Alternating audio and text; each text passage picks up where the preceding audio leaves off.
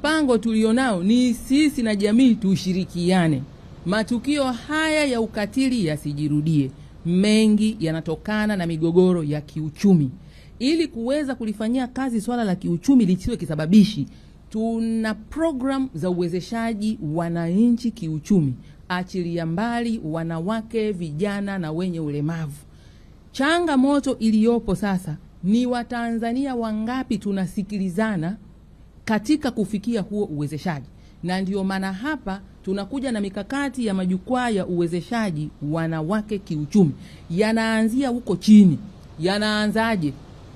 Watu waingie kwenye vikundi. Kuna watu wanapenda kutafuta fursa za maendeleo wakiwa peke yao. Hutaweza kufanikiwa kwenye dunia ya leo. Tunataka watu wakae kwenye vikundi.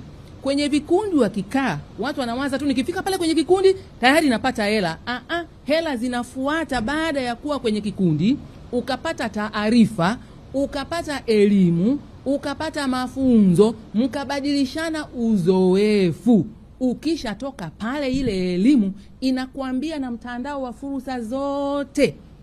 Na fursa hizi ndugu zangu hazipo tu kwamba 10% mikopo ya halmashauri au mkopo aliosema Dr. Gwajima hapa 7%. La hasha. Tuna mpaka mabenki yanayotoa mikopo nafuu kwa makundi maalum mpaka 1%, mpaka 2%.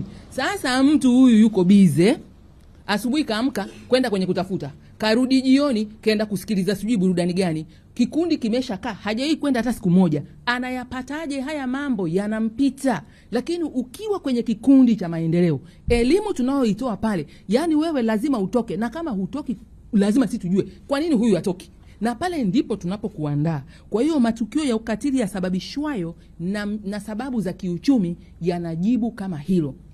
Lakini kuna shida gani nyingine pia kwenye ukatili? Kuna imani na mila potofu na sheria kandamizi.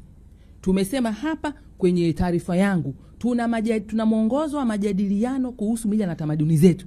Yani kuna watu kule wapo kimkakati, walirithi, wamebeba, wanaenda na hizo dhana ambazo ni katili kwa watu wengine.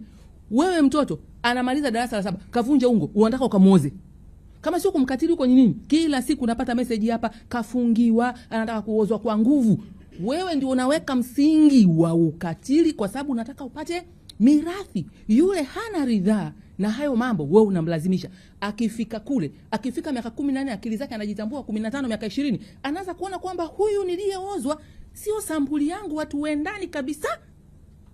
Alafu kinachotokea nini hapo? Ukaidi, masikilizano hamna, kujibizana, kwanza nililazimishwa, ngumi, ukatili. Kwa hiyo ni jambo linalohusu jamii nzima kuelewa kwamba mila na desturi tulizozirithi sio lazima ziende kwenye vizazi vyote. Lazima tufike tuangalie, tuseme tumefika hapa, tuende vipi, na mambo mengi kama hayo. Lakini matukio mengi ya ukatili, wewe mtoto amefiwa na babake na mamake, amekuwa yatima, nyinyi jamii nzima pale mnakaa, mnaona anadhulumiwa mali na ndugu zake wengine, nyinyi mmenyamaza, hamsemi. Hivi si anakuwa katili?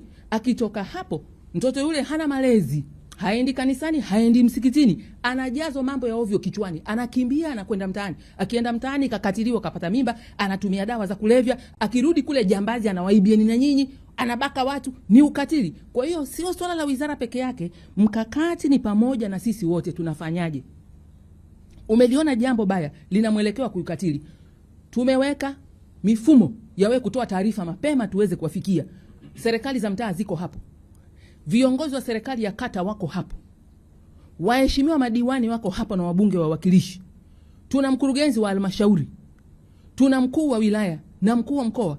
Tuna namba zimetangazwa zote, zinapokea hata simu ndogo hizi, nasema simu hizi zisio janja. Unatuma message ili sisi mara moja tuwasiliane kidigitali, tumfikie ule mtu katili. Watu wanakaa wanatazama, mimi sitaki kusema nitaonekanaje, mimi sijui nitafanywaje, mimi bwana mambo sitaki. Mwishowe ukatili umetokea. Tunaanza sasa kuwasiliana na kusambaza matukio. Tusambaze taarifa za dalili za kutokea kwa ukatili kwenye maeneo tulipo. Kupitia ngazi hizo tutaweza kudhibiti. Kwa hiyo mkakati ni mpana kuliko wa serikali au wizara peke yake. FM kutoka Tabata, Dar es Salaam, Tanzania.